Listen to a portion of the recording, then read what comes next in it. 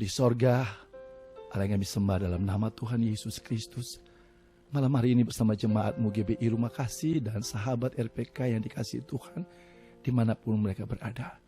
Di hari Minggu yang kudus ini Tuhan, kami akan beribadah kepadamu, memuji, menyembahmu. Berkati juga Radio RPK menjadi saluran berkat bagi banyak orang. Dan saatnya kami akan memulai ibadah kami. Dalam nama Bapa, Anak dan Roh Kudus, dalam nama Tuhan Yesus Kristus, kami berdoa dan kami buka ibadah kami pada malam hari ini. Amin. Baik, Bapak Ibu Saudara, mengawali perayaan Paskah pada tahun ini, beberapa hari ini dalam perenungan saya, Roh Kudus menuntun saya untuk menyampaikan apa yang Tuhan mau setiap umat Tuhan memahami. Entah sudah berapa kali kita sudah merayakan Paskah. Setiap kali kita merayakan Paskah, Jumat Agung, sebenarnya kita sedang merenungkan, memperingati pengorbanan Tuhan Yesus bagi kita, untuk menyelamatkan kita dari penghukuman dosa. Tapi beberapa hari ini ketika saya mencoba merenungkan apa yang harus saya sampaikan di dalam suasana perayaan Paskah ini, ada beberapa hal Bapak Ibu Saudara, dan saya harus sampaikan ini. Bapak Ibu Saudara, saya merasa bahwa Tuhan begitu sedih melihat kita umat Kristen. Kenapa? Umat Kristen itu umat yang percaya bahwa Tuhan Sang Pencipta rela jadi manusia dan mati untuk menanggung hukuman dosa kita. Tapi kenapa Tuhan sedih? Masih banyak umat Kristen hidup dalam dosa, hidup dalam perselingkuhan, hidup dalam percabulan, hidup dalam narkoba, hidup dalam kuasa kegelapan. Ini menyedihkan hati Tuhan. Dalam kesempatan ini saya ingin sampaikan pada Bapak Ibu Saudara, jangan sengaja hidup dalam dosa lagi. Jangan kita main-main dengan Tuhan. Baca Ibrani 10 ayat 26 sampai ayat yang ke-31. Kalau kita tahu tentang kebenaran bahwa Kristus sudah mati menanggung hukuman dosa kita, dan kita sengaja hidup dalam dosa, ingat, Tuhan tidak datang lagi untuk menanggung hukuman dosa kita. Dia datang untuk menghakimi kita. Bagi saudara yang masih main-main dalam Tuhan, itu yang Tuhan ingatkan. Lalu di dalam perenungan saya juga, Tuhan menuntun saya dan melihat bahwa banyak umat Kristen tidak meresponi doa dan perintah Tuhan Yesus.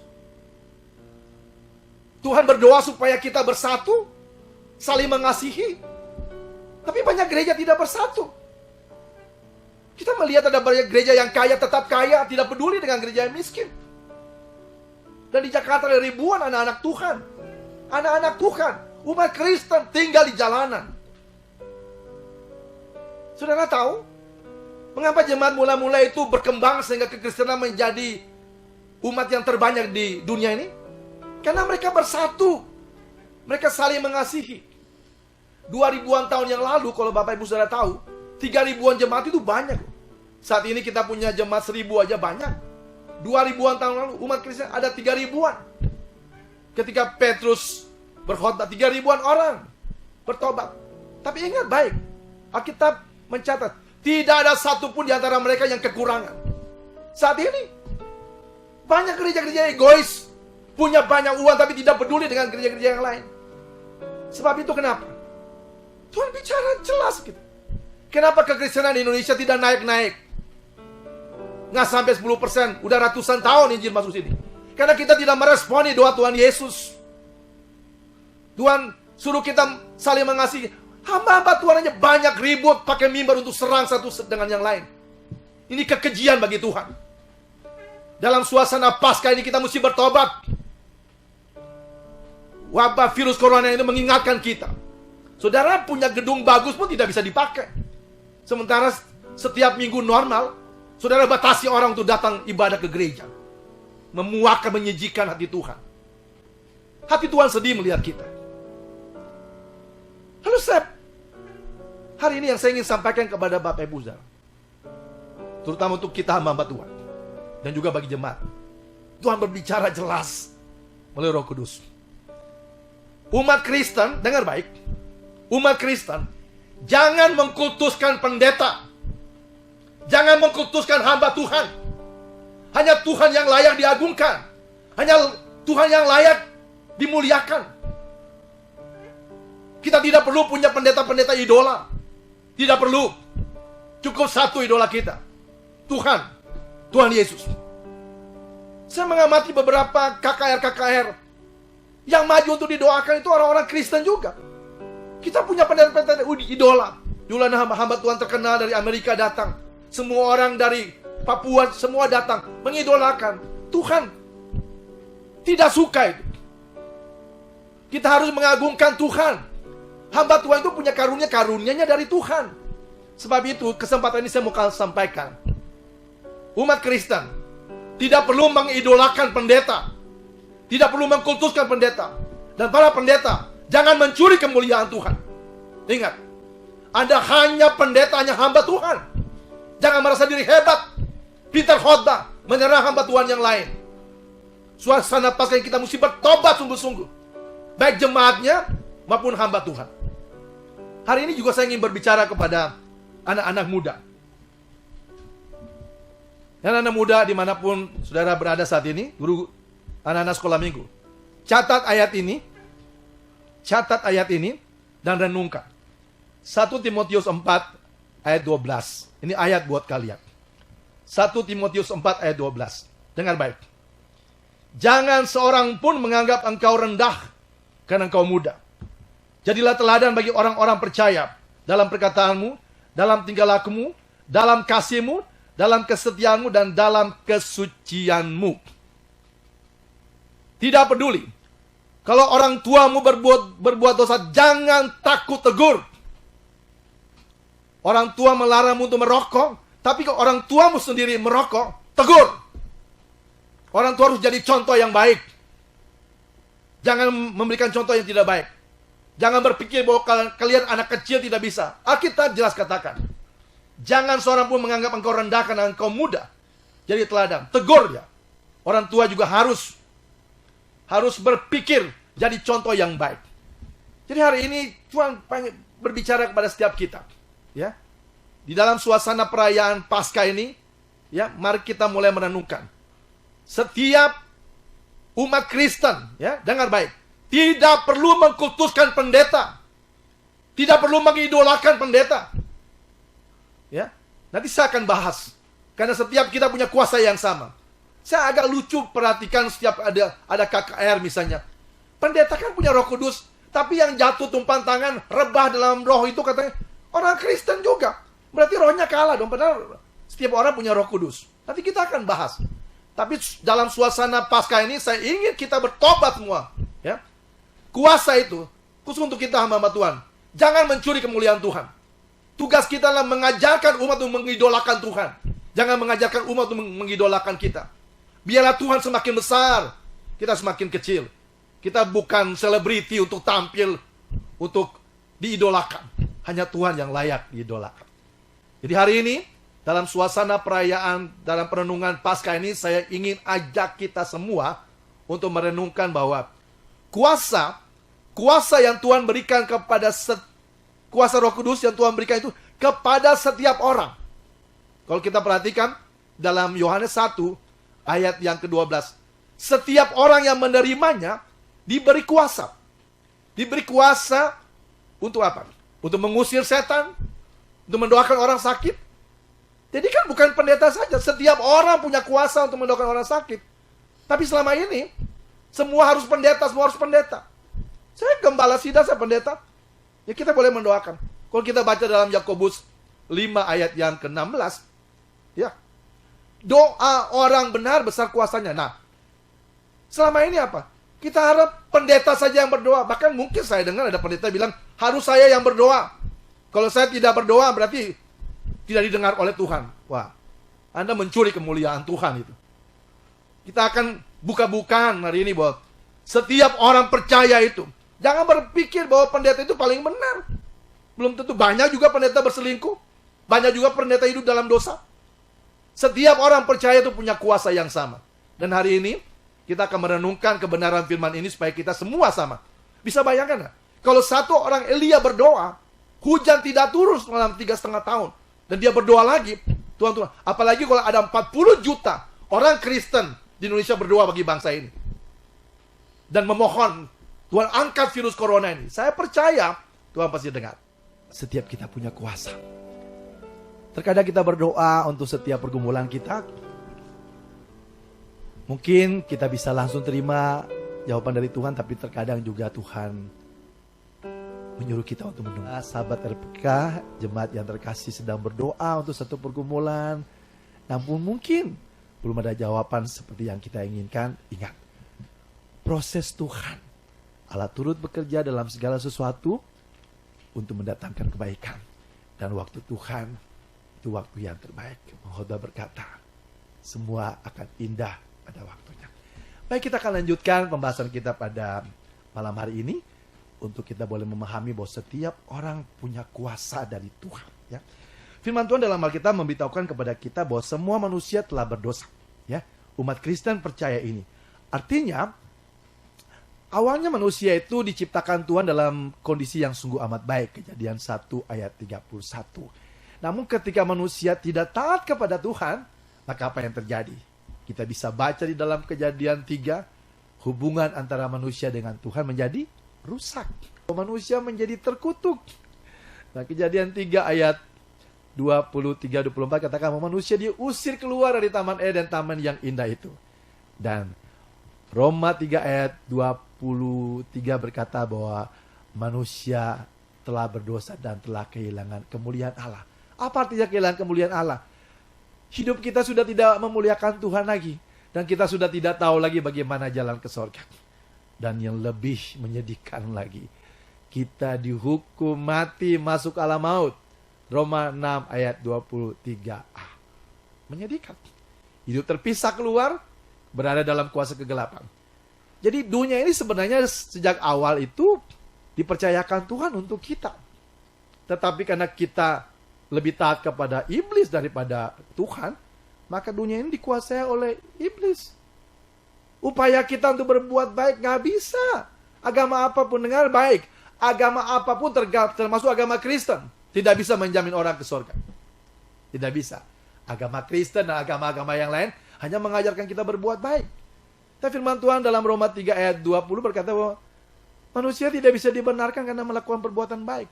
Oh, atau mungkin hidup saleh. Oh, Yesaya 64 ayat 6 bilang apa? Kesalehan kita seperti kain kotor. Hidup saleh, padahal semua agama mengajarkan untuk berbuat baik. Tapi kesalehan kita tidak menjamin. Oh, orang Yahudi begitu bangga. Oh, kami mempersembahkan kurban hewan yang tidak bercacat dan tidak bercela. Firman Tuhan dalam Ibrani 10 ayat yang keempat bilang apa? Tidak mungkin darah domba jantan, lembu jantan itu menghapus dosa manusia. Jadi perbuatan baik tidak bisa menyelamatkan kita. Juga kesalehan hidup tidak bisa menyelamatkan kita. Lalu kemudian juga apa? Korban juga tidak bisa menyelamatkan kita, korban hewan. Emas, perak, dan permata. Ingat lagu bilang apa? Bukan dengan emas perak, tetapi oleh darah Kristus sendiri. Jadi manusia telah kehilangan kemuliaan Allah, artinya manusia tidak mampu lagi ke sorga. Dan ada kabar baik. Nah, hari ini, bukan saja kepada orang tua, anak-anak muda juga dengar baik. Ada kabar baik. Karena Tuhan Sang Pencipta tahu bahwa manusia tidak mungkin dengan upayanya sendiri bisa melawan iblis. Iblis itu malaikat. Dia punya kuasa lebih dari kita. Dan kita tunduk di dalam kuasanya. Tetapi karena begitu besar kasih Tuhan. Yohanes 3:16. Dia datang ke dunia. Itulah Yesus Kristus. Nah, bagi setiap kita umat Kristen, kita percaya. Ya, baik yang muda, baik yang tua. Kita percaya.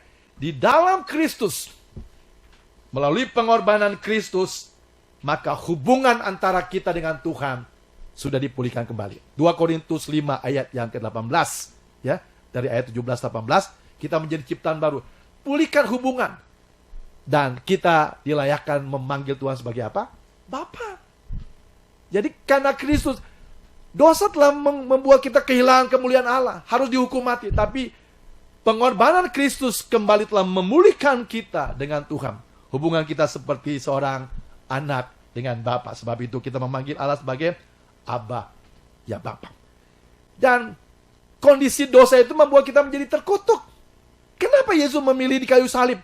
Karena pada zaman itu, penyalipan adalah hukuman terkutuk. Dan Yesus rela menjadi terkutuk ganti kita. Galatia 3 ayat 13-14. Di dalam Kristus, dengar baik. Di dalam Kristus, kita sudah bebas dari kutuk. Karena Kristus telah menanggung kutuk ganti kita. Dan pengorbanannya di kayu salib, di dalam 1 Petrus 2 ayat yang 24. Dia rela mati ganti kita. Sebab itu, Paulus dalam suratnya kepada jemaat di Roma berkata begini.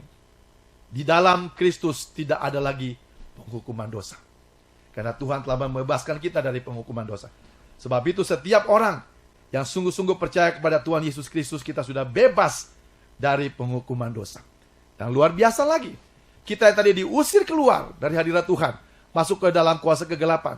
Di dalam Kristus, kita sudah dikembalikan lagi dari kuasa kegelapan, masuk ke dalam kuasa kerajaan Allah. Kolose 1 ayatnya yang ke-13. Luar biasa. Dilengkapi lagi oleh di dalam Filipi 3 ayat 20. Sesungguhnya kewargaan kita adalah kewargaan sorga. Dan ini dimiliki oleh setiap orang Kristen. Dengar baik, setiap orang Kristen memiliki kuasa ini, memiliki berkat ini dari Tuhan. Bukan saja pendeta. Kita sudah dipulihkan hubungan dengan Tuhan, seperti seorang anak dengan bapa. Kita sudah dikembalikan dalam kerajaan Allah. Kita sudah bebas dari penghukuman dosa. Dan kita menjadi warga kerajaan sorga. Dan yang luar biasa adalah setiap kita memiliki kuasa dari Tuhan. Sebab itu, di dalam Yohanes 1 ayat 12 bilang apa? Setiap orang yang menerimanya. Dengar baik. Setiap orang. Bukan pendeta saja. Ya. Setiap orang Kristen yang sungguh-sungguh percaya pada Kristus, kita sudah menerima kuasa sebagai anak-anak Allah. Dan kuasa sebagai anak-anak Allah itu kembali dilengkapi oleh Markus dalam Markus 16 ayat 17-18. Tanda-tanda ini menyertai orang percaya. Mereka bisa mengusir setan di dalam nama Tuhan. Mereka bisa mendoakan orang sakit di dalam nama Tuhan Yesus. Bahkan mereka memegang racun ular pun di dalam nama Tuhan Yesus. Mereka berkuasa. Nah, kuasa untuk mendoakan orang sakit, kuasa untuk mendoakan, untuk mengusir setan itu kan diberikan kepada setiap orang percaya. Bukan kepada pendeta. Kenapa? Setiap kali kita kerasukan setan, harus panggil pendeta. Setiap sakit, harus panggil pendeta. Jadi kita punya pendeta-pendeta sakti. Tidak demikian. Saat ini Tuhan sedang berbicara jelas buat saya. Kita sebagai hamba Tuhan pendeta, jangan mencuri kemuliaan Tuhan. Dan bagi jemaat Tuhan, saya rindu. Kalau ada 40 juta orang Kristen di Indonesia, setiap orang harus bergerak dengan kuasa. Kita satukan hati untuk berdoa untuk bangsa ini. Jangan hanya berharap kepada pendeta. Kalau Elia, satu orang Elia aja berdoa, besar kuasanya. Apalagi ada 40 juta orang Kristen berdoa bagi bangsa ini. Tuhan akan pulihkan. Dan tidak menutup kemungkinan ke depan ini umat Kristen bukan saja 10%, bisa saja 20%, 30%, 40%, 50%, bahkan 100%. Kenapa? Itu doa Tuhan Yesus. Jadikanlah semua bangsa muridku. Kenapa kita mesti takut? Kenapa? Sebab itu kita mesti bertobat. Pendeta-pendeta juga jangan mencuri kemuliaan Tuhan. Kita bukan orang hebat. Hanya Tuhan yang patut diagungkan. Hanya Tuhan yang patut dimuliakan. Dan bagi jemaat juga, jangan terlalu mengkultuskan pendeta. Ingat, kuasa itu diberikan kepada setiap kita. Kuasa untuk mendoakan orang sakit. Jadi kalau sakit tidak buru-buru panggil pendeta. Kalau saudara minta doakan, bukan berarti saya paling hebat. Berarti kita berdoa bersama. Tadi ada teman yang berdoa, minta tolong doa, ada Pak James. Ada teman-teman yang lainnya juga sudah mengirim SMS. Bukan berarti Pak James tidak punya kuasa. Berarti Pak James dengan saya sama-sama punya kuasa. Jadi doa orang-orang benar sekarang kita berdoa. Untuk apa yang Pak James alami dan juga ada jemaat yang lain juga. Jadi itu yang harus kita harus mengerti dengan benar. Melalui kesempatan pada malam hari ini, dalam perenungan pada malam hari ini, saya ingin ajak Bapak Ibu Saudara ingat. Kuasa itu diberikan kepada setiap orang. Setiap orang yang sungguh-sungguh percaya kepada Tuhan Yesus Kristus. Lalu ada juga dari 0811 sekian. Mau tanya, apakah benar dengan bertambahnya virus corona merupakan tanda akhir zaman dan merupakan tulah dari Tuhan seperti zaman Firaun? Kalau kita baca di dalam Lukas 21 itu, Bapak Ibu, jelas sekali itu memang tanda-tanda akhir zaman. Tapi saya lebih senang untuk jemaat tidak terlalu pusing dengan kondisi yang ada. Yang penting kita melihat bagaimana hidup kita, ya. Kita kan tidak pernah tahu kapan Tuhan Yesus datang yang kedua kali, kan? Jadi pada kita ngitung-ngitung apa yang terjadi, ya sudah jelas lah. Sudah jelas tanda-tanda akhir zaman. Yang penting adalah bagaimana kita mempersiapkan. Nah, malam hari ini Tuhan berbicara kepada setiap kita. Gunakan kuasa. Kalau selama ini apa-apa pendeta, malam hari ini dengar baik. Kita harus mulai belajar untuk mandiri. Gunakan kuasa yang Tuhan berikan. Kalau istri sakit, tumpang tangan, suami berdoa. Anak-anak sakit, tumpang tangan, berdoa. Tidak harus panggil pendeta. Karena kuasa yang sama juga Tuhan berikan kepada setiap kita. Ya, saya ingin menyimpulkan apa yang sudah kita dengar. Bahwa sebagai orang yang percaya, dengar baik. Setiap orang percaya. Ya. Jadi, kuncinya begini. Kita jangan mengkultuskan pendeta. Saya juga pendeta, saya juga gembala. Gak boleh. Harus Tuhan yang diagungkan. Kuasa yang Tuhan berikan kepada setiap kita. Kita semua sudah dibebaskan dari penghukuman dosa. Kita sudah dibebaskan dari kutuk. Kita sudah memiliki kepastian ke sorga melalui pengorbanan Tuhan Yesus. Dan kita sudah dipindahkan dari kuasa kegelapan masuk ke dalam kerajaan Allah. Lalu, ingat baik, setiap kita diberi kuasa yang sama. Kuasa Roh Kudus. Kuasa untuk mendoakan orang sakit. Kuasa untuk mengusir setan. Kuasa untuk menang atas virus apapun. Nah, kita tidak pernah tahu kapan kita dipanggil Tuhan. Sebab itu, waktu hidup kita ini gunakan. Kalau ada orang sakit di rumah, doakan. Ada tetangga yang sakit, doakan. Ada orang yang susah, tolong mereka. Karena untuk itulah kita mengisi hidup ini. Saya tidak begitu suka untuk berdebat secara teologi. Saya sering kali lihat ada banyak hamba-hamba Tuhan, doktor-doktor teologi. Buang-buang waktu, Pak. Umat Kristen itu tidak perlu berdebat secara teologi. Teologi keselamatan kita jelas. Melalui pengorbanan Tuhan Yesus, kita sudah memiliki kepastian ke surga. Fokus kita adalah melayani. Paulus katakan dalam Filipi 4 ayat 89. Semua yang baik, semua yang benar, semua yang mulia, semua yang mendengar, pikirkan, lakukan. Luangkan waktu untuk pikirkan hal yang baik dan jangan berdebat. Buang-buang waktu. Banyak berdebat, nggak menolong orang juga percuma. Ya, jadi kesempatan pada malam hari ini saya ingin sampaikan lagi bahwa kuasa Roh Kudus itu diberikan kepada setiap orang percaya. Gunakan itu dan kita boleh saling mendoakan. Ingat, saya sudah bilang, kalau satu orang Elia saja berdoa, hujan tidak turun 3,5 tahun. Apalagi kalau ada 40 juta orang Kristen, gunakan kuasa Tuhan. Saudara, saya juga ingin sampaikan, tidak perlulah kita punya pendeta-pendeta idola lah. Tidak perlulah. Ya. Tidak perlu diingat. Yang penting ingat nama Tuhan Yesus. Karena dia terlebih besar dari apapun juga. Baik, bagi setiap jemaat dimanapun saudara berada, arahkan hati kepada Tuhan dan kita terima berkat Tuhan. Tuhan memberkati kami dan melindungi kami. Tuhan menyinari kami dengan wajah-Mu dan memberikan kepada kami kasih karunia. Tuhan menghadapkan wajah-Mu kepada kami dan memberikan kepada kami damai sejahtera. Berkat dari Allah Bapa, anugerah dari Tuhan Yesus Kristus, serta kekuatan penghiburan dalam persekutuan dengan Roh Kudus, mengurapi, menguduskan dan memberkati kami semua saat ini sampai selama-lamanya. Amin. Amin.